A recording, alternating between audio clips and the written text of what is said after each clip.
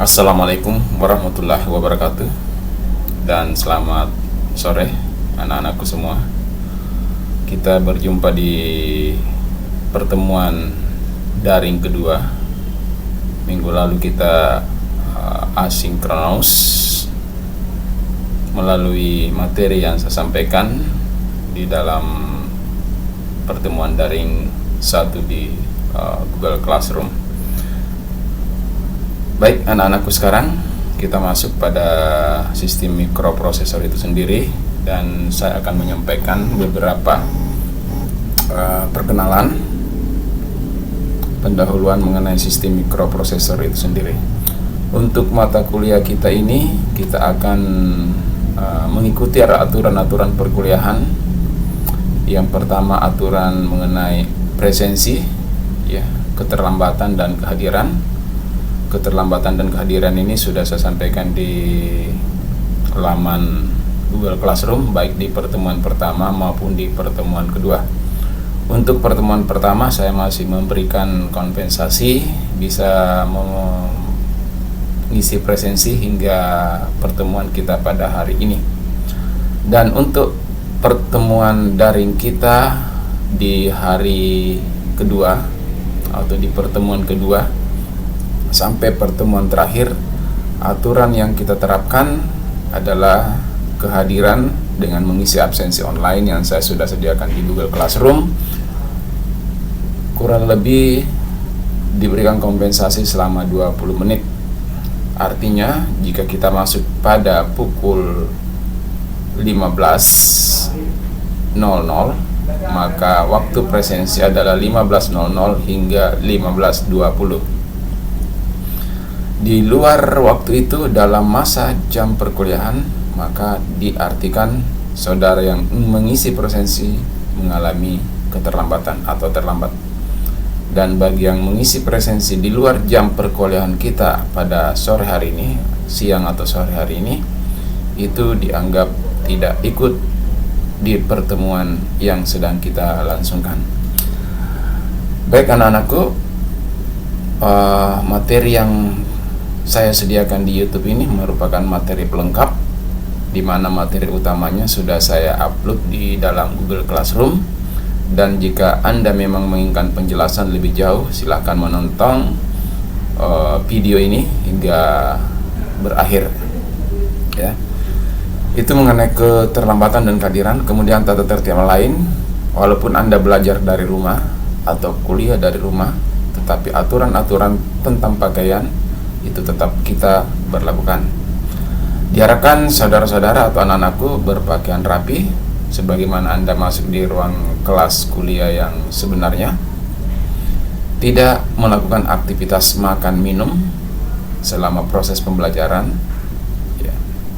Ya, ini kami percaya bahwa saudara-saudara nanti di dalam proses pembelajaran selama jam yang kita ikuti itu betul-betul mengikuti instruksi-instruksi yang sudah saya berikan di dalam pertemuan 2 ini. Dan tata tertib yang lain, ya, misalnya di dalam jadwal perkuliahan yang kita lakukan tidak melakukan aktivitas-aktivitas lain, karena ketertiban, ketepatan waktu itu kita atur sedemikian rupa. Walaupun sebenarnya di dalam proses pembelajaran daring ini, belajar itu bisa dilakukan kapan saja, tetapi kita berupaya mengisi atau mengikuti jadwal sesuai dengan roster yang disampaikan oleh program studi. Kenapa?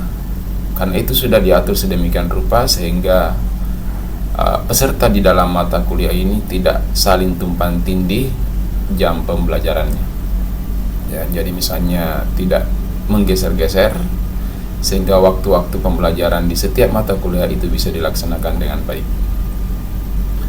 Kemudian nilai saya akan memperhatikan UTS, UAS, kemudian beberapa kuis yang akan ada kita sampaikan di beberapa pertemuan.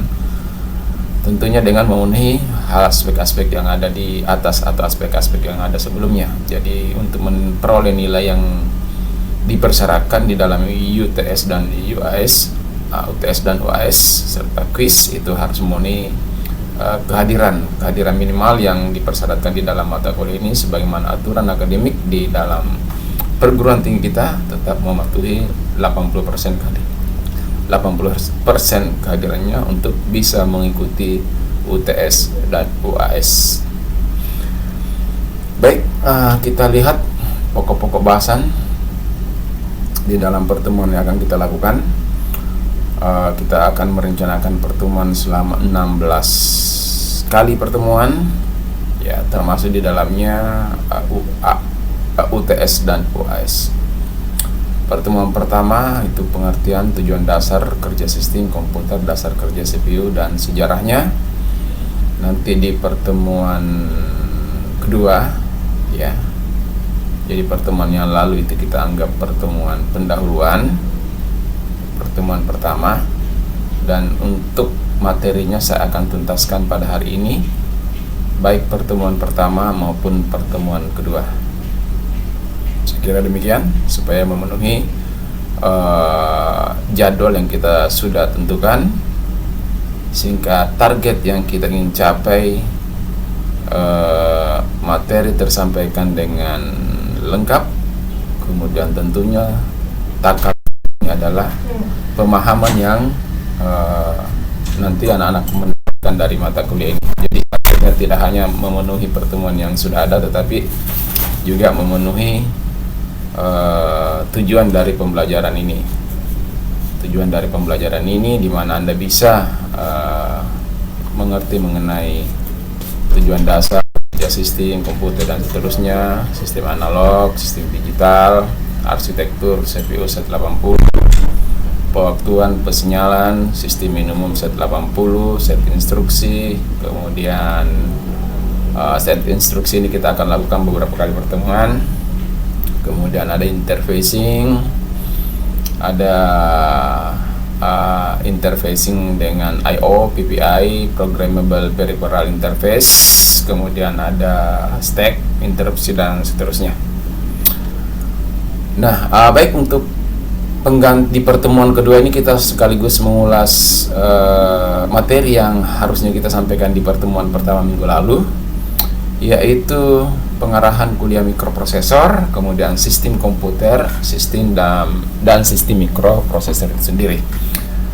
Pengertian sistem komputer, kalkulator, mikroprosesor, prosesor, CPU, mikroprosesor, mikrocontroller dan sebagainya. Kemudian arsitektur komputer, arsitektur CPU, Central Processing Unit. Kemudian pemrograman, ada microstart programming, ada machine language, bahasa pemrograman mesin, kemudian ada RISC dan CISC. Kemudian ada kecepatan operasi, kecepatan CPU, MIPS, lebar data, kapasitas memori. Kemudian ada sejarah sistem komputer, CPU, hubungan CPU dengan bidang keilmuan lain. Ya, nanti ada di sana rangkaian analog, rangkaian digital, dan pemrograman assembly. Nah, untuk pengantar sistem komputer istilah ini menunjukkan suatu perangkat entah dibuat dari apa yang dapat digunakan untuk melakukan pekerjaan perhitungan proses tertentu. Kemudian ya, ini dari sistem komputer secara besarnya, kemudian kita turun kepada sistem mikroprosesor, sistem prosesor atau sistem mikroprosesor itu sendiri. Nah, ini biasanya digunakan jika sistem tersebut masih memperlihatkan adanya komponen-komponen dasar pembentuk sistem, yang utamanya terdapat komponen prosesor mikro. Kemudian sistem minimum. Nah, ini ada kita istilah lagi sistem minimum.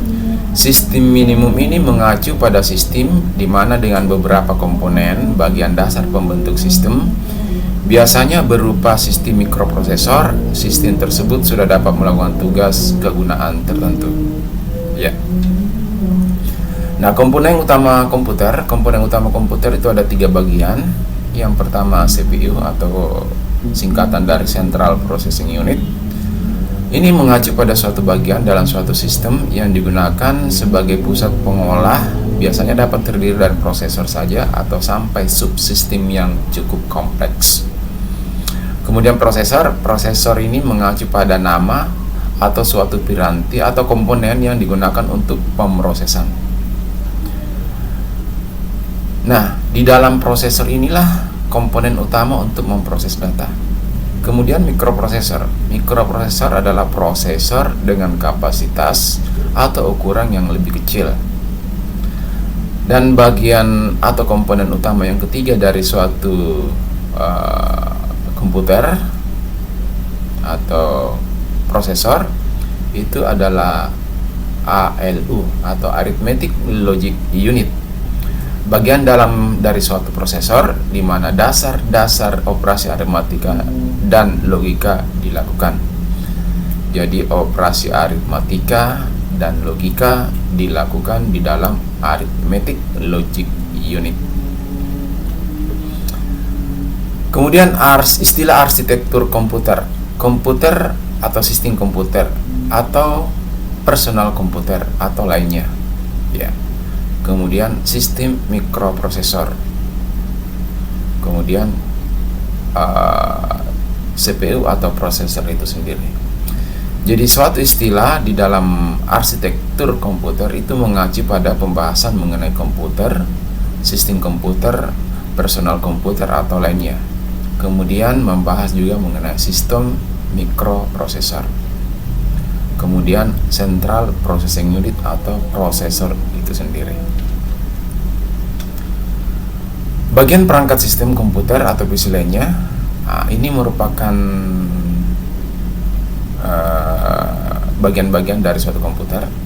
Jadi biasanya ada kotak komputer atau yang biasa kita sebut casing, atau dalam bahasa pasarannya biasa kita menyebutnya CPU. Nah, CPU sebenarnya ini adalah Central Processing Unitnya, tetapi dalam satu kesatuan yang biasa di dalam pasaran itu kita menyebut kotak dari komputer itu adalah CPU-nya. Kemudian sistem mikroprosesor. Ya, sistem mikroprosesor. Nah, di sini biasa juga disebut dengan sistem mikroprosesor, di mana di dalamnya adalah yang dimaksud adalah kotak atau rangkaian pemroses. Kemudian bagian lain ada media penyimpanan, ya, seperti USB disk, hard disk eksternal, dan lain-lain sebagainya. Kemudian ada input/output atau disingkat I/O. I/O ini untuk output bisa monitor, bisa printer. Kemudian untuk inputnya bisa mouse, bisa keyboard, bisa scan, dan bisa mikrofon, dan lain sebagainya. Kemudian interkoneksi antara perangkat komputer dengan perangkat luar itu biasanya menggunakan kabel USB, kabel printer, kabel monitor, dan lain sebagainya. Nah, di dalam bagian sistem prosesor ataupun istilah mikroprosesor, itu ada beberapa bagian yang ada di dalamnya. Jadi kalau kita mengacu pada istilah prosesor itu adalah satu sistem di mana keseluruhannya terdapat di dalamnya. Ya, di dalamnya bisa ada CPU atau Central Processing Unit, apapun itu yang digunakan sebagai pusat pengolah. Dan biasa kita sebutnya itu juga adalah mikroprosesor. Nah, mikroprosesor yang banyak kita ketahui, ya, biasanya dari brand Intel. Ada Intel Pentium dahulu kala, kemudian yang sekarang ada Intel Core i7, dan sudah muncul Core i9. Kemudian ada mikroprosesor Z80, Zilog 80, kemudian ada AMD dan sebagainya. Kemudian memori, segala sesuatu yang bersifat menyimpan. Jadi istilah memori di dalam sistem komputer ini atau sistem mikroprosesor ini adalah segala sesuatu yang bisa menyimpan. Nah, segala sesuatu yang bisa menyimpan itu apa? Ya, ada memori yang ada di dalam CPU yang biasa disebut dengan cache memory. Ya, ada memori primary. Memori primary ini di luar dari CPU atau di luar dari mikroprosesor, terpisah dari mikroprosesor. Dan itu misalnya memori RAM dan memori ROM, random access memory dan read only memory. Nah, ini mungkin bagian-bagian dari sistem komputer ini anak-anakku sudah pelajari di kuliah-kuliah yang lalu, baik di kuliah perangkat keras maupun di perkuliahan yang sudah Anda lalui di semester-semester sebelumnya. Kemudian ada penyimpanan atau memori secondary. Ya, secondary ini misalnya hard disk yang terdapat di dalam kotak CPU. Ada compact disk ROM, compact disk read only memory, jadi CD-ROM. Kemudian bagian ketiga dari sistem komputer yaitu input output, segala sesuatu untuk keperluan interaksi komputer dengan dunia luar. Nah, di dalam input output ini bisa kita lihat ada simple I/O.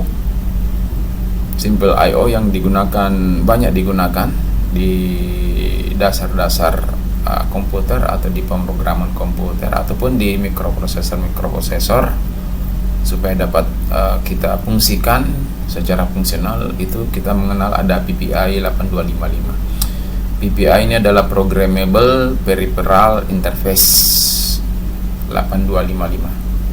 Kemudian untuk keluaran silog sendiri ada set80 PIO, Programmable Input Output. Jadi memori mikroprosesornya adalah set80 dan interface-nya atau IO-nya menggunakan set80 PIO. Kemudian ada input output yang bersifat analog, misalnya mikrofon. Jadi mikrofon ini adalah peralatan input yang bersifat analog. Oleh karena itu di dalam sistem komputer ada konverter yang akan mengkonversi sinyal analog ke dalam sinyal digital. Jadi ada ADC, analog to digital converter. Kemudian suara yang keluar dari komputer, sistem komputer, output suara yang diharapkan bisa didengarkan oleh kita itu dikonversi kembali setelah diolah menggunakan DAC atau digital to analog converter. Kemudian untuk I/O komunikasi bisa menggunakan UART dan bisa menggunakan USART, universal, asynchronous, dan seterusnya. Kemudian interaksi koneksi, hubungan biasanya kabel atau lainnya antara bagian dengan bagian lainnya.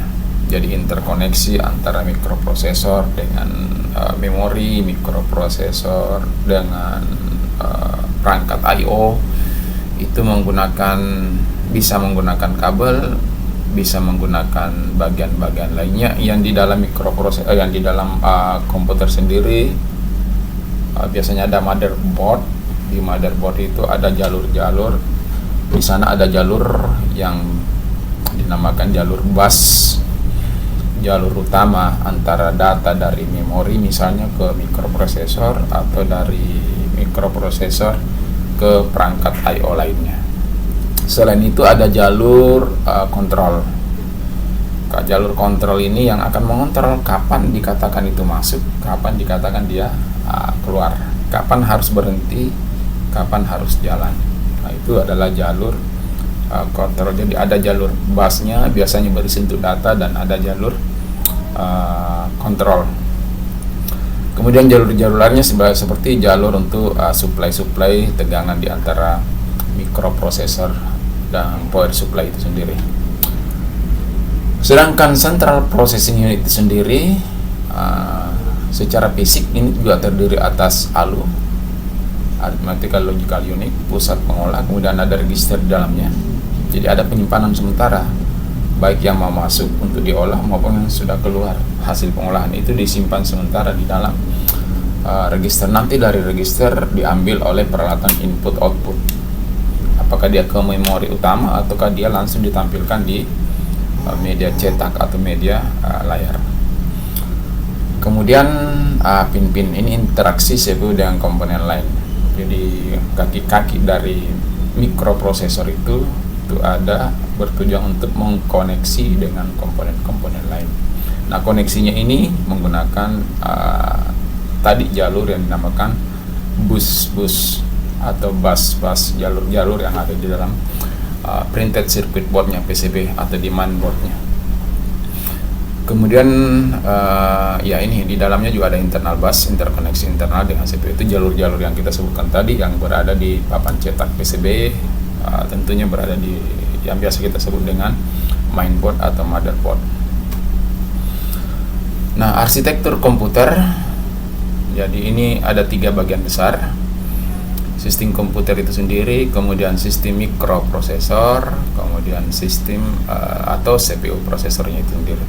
Nah, di dalam sistem komputer secara garis besar kita sudah simpulkan, sudah sudah rangkum.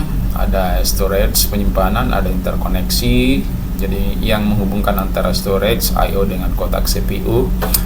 Kemudian di dalam sistem prosesor itu sendiri, satu kesatuan prosesor itu terdiri dari mikroprosesor atau central processing unit, atau kita biasa sebut dengan prosesor, chip prosesor itu sendiri. Kemudian ada main memory, ya, main memorinya itu misalnya RAM dan ROM. Kemudian ada bus yang akan menghubungkan antara ketiga komponen tersebut. Kemudian ada I/O yang akan menghubungkan antara dunia luar dengan dunia di dalam sistem prosesor itu sendiri. Kemudian di dalam kita tarik prosesor atau CPU ini, kita perbesar kira-kira seperti ini. Di dalamnya ada ALU, ada register, dan ada control unit CU. Ya. Nah, internal bus ini akan menghubungkan antara komponen-komponen tersebut. Kemudian ada driver dan pin. Pin-pin ini yang akan menghubungkan dengan dunia luar, menghubungkan dengan jalur-jalur yang ada di dalam mainboard. Kemudian ke pemrograman. Di dalam pemrograman ini kita bisa menggunakan beberapa jenis pemrograman. Ada microstar programming dilakukan oleh vendor prosesor. Jadi prosesor itu diprogram, ya, diprogramkan oleh vendor. Kemudian ada yang disebut machine language, bahasa mesin, RISC dan CISC. Jadi ada dua komponen atau jenis utama dari mikroprosesor. Ada RISC dan ada CISC. Kemudian ada bahasa pemrograman yang kita kenal dengan high level language. Ya. Jadi di level ini ada high level language, ada middle level language, dan ada low level language. Nah, untuk pemrograman yang lebih mudah dimengerti oleh manusia itu kita masukkan dalam kategori high level language. Di sini ada bahasa C, ya. Bahasa C ini ada beberapa golongan yang menempatkan bahasa C itu masuk di dalam kategori mid level language. Jadi dia berada di antara high dan low level language. Kemudian bahasa yang umum kita gunakan di high level language ini ada bahasa basic, ada bahasa Pascal, ya. Kemudian turunannya ada Turbo Basic, ada Turbo Pascal, kemudian ada lagi visualnya, ada Visual Basic, ada Borland LB untuk Pascal, dan seterusnya. Kemudian ada Java, turunan dari C. ya, Java programming dan lain sebagainya. Kemudian di microstore programming, programming yang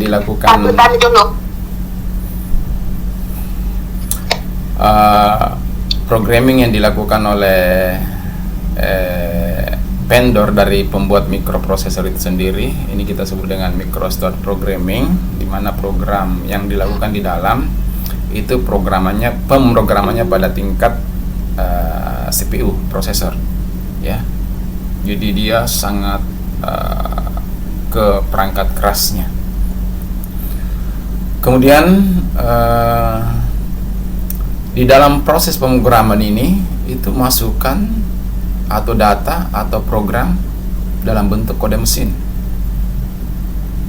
Jadi satu data yang masuk dalam CPU, satu data. Ya.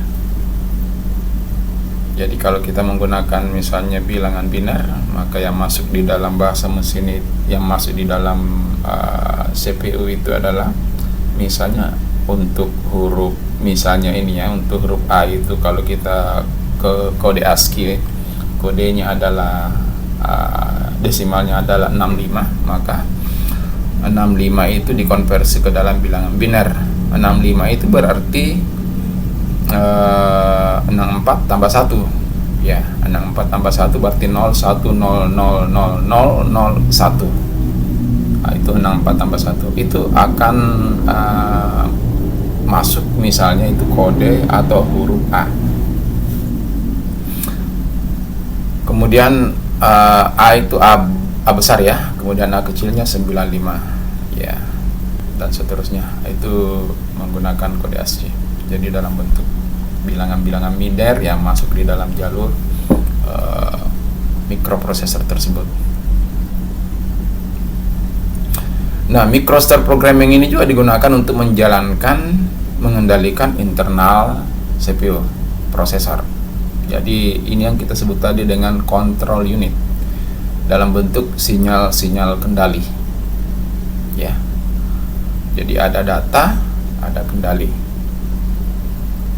Kapan dikatakan data dan kapan dikatakan itu adalah sinyal kendali, ada control unitnya.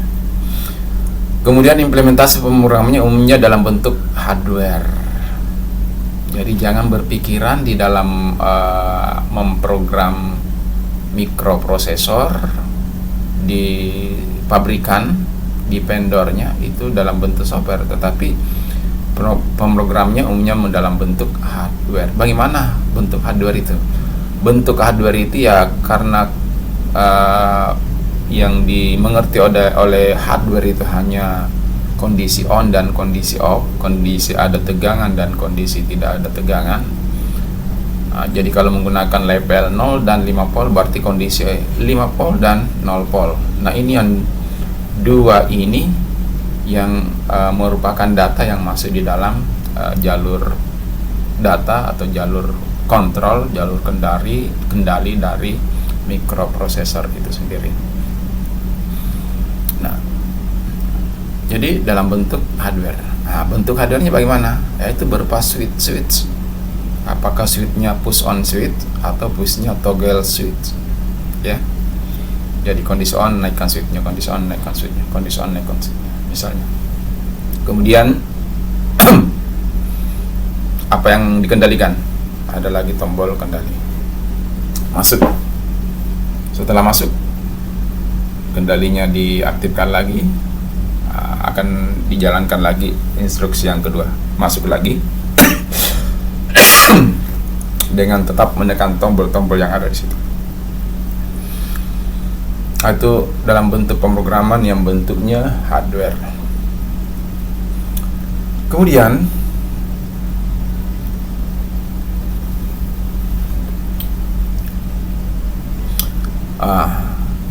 bahasa mesin atau machine language, programan pada tingkat sistem prosesor atau komputer. Jadi kalau tadi microstore programming itu pemrogramannya pada tingkat CPU-nya, mikroprosesornya. Kalau language machine atau bahasa mesin itu pemrogramannya pada tingkat sistem prosesor atau komputernya. Nah,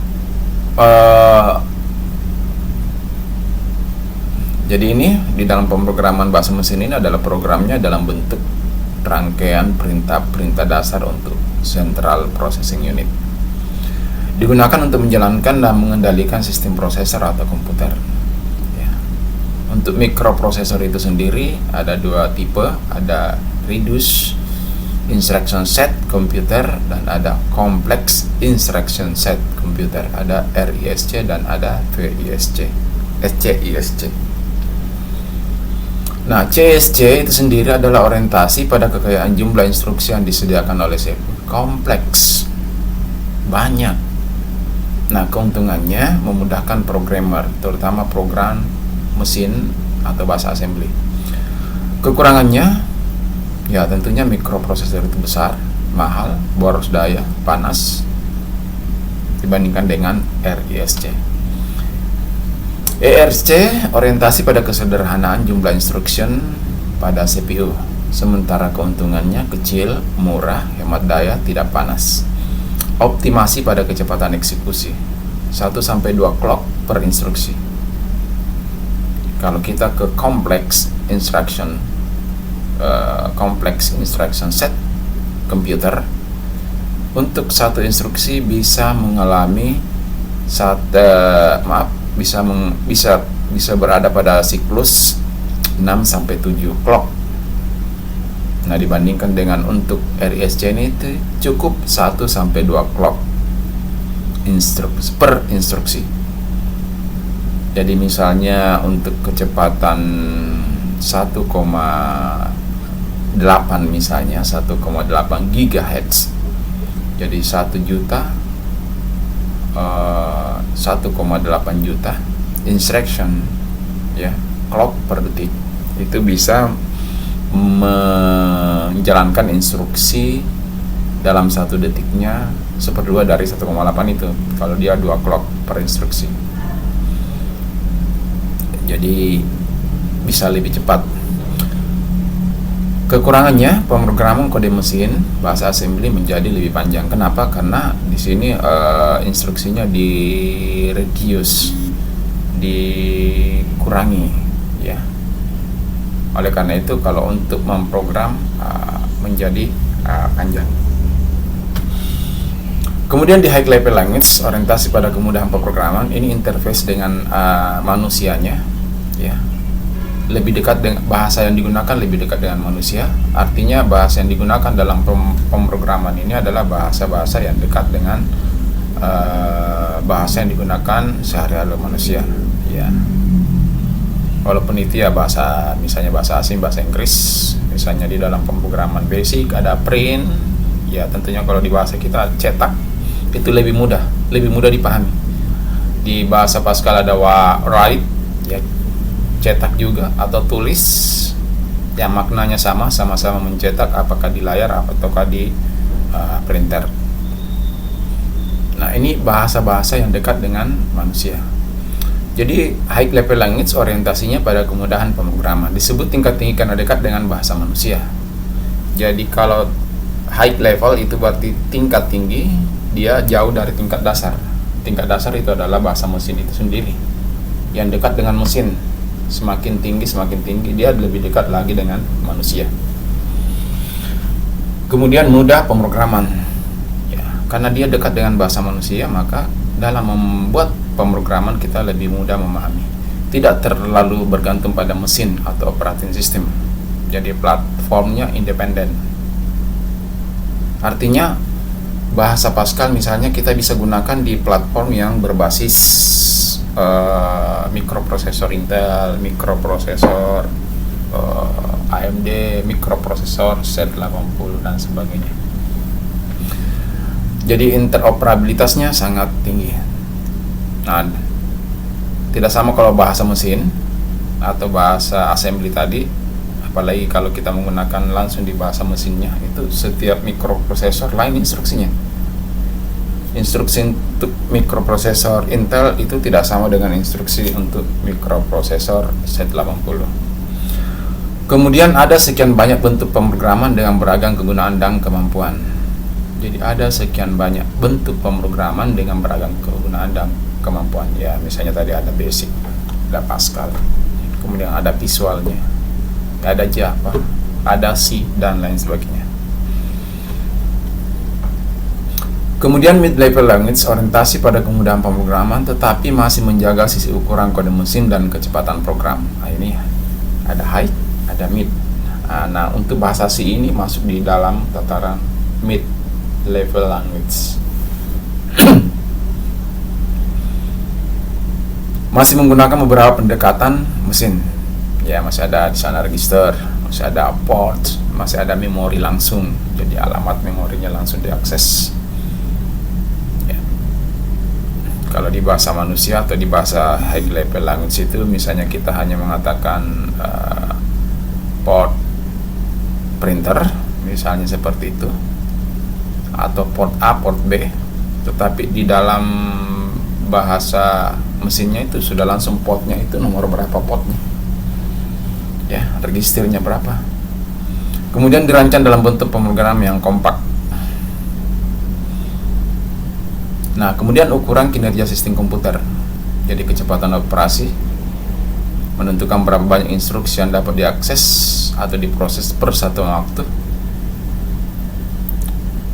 Ini satuannya, ini adalah clocknya. Kemudian kapasitas, menentukan berapa banyak data yang dapat ditampung untuk dilakukan pengolahan. Kemudian lebar data, menentukan seberapa besar suatu data yang dapat diproses dalam sekali proses. Baik, itu tadi penjelasan mengenai sistem komputer pengantar untuk masuk di dalam mikroprosesor. Dan untuk selanjutnya pada pertemuan kedua kita akan membahas review sedikit mengenai sistem analog, dan nanti akan dilanjutkan dengan review mengenai sistem digital sebelum kita masuk pada mikroprosesor itu sendiri. Mikroprosesor yang akan kita ambil contoh sebagai bahan pelajaran di dalam kuliah ini adalah Z80, di mana mikroprosesor ini sederhana dan mudah untuk kita pahami. Saya kira demikian, teman-teman mahasiswa, anak-anakku mahasiswa, silakan menjawab soal berikut. Ya, kecepatan komputer dipengaruhi oleh apa? Nanti silakan dijawab dan diupload melalui kelas Word atau tugas kelas di dalam Google Classroom. Terima kasih. Wassalamualaikum warahmatullahi wabarakatuh.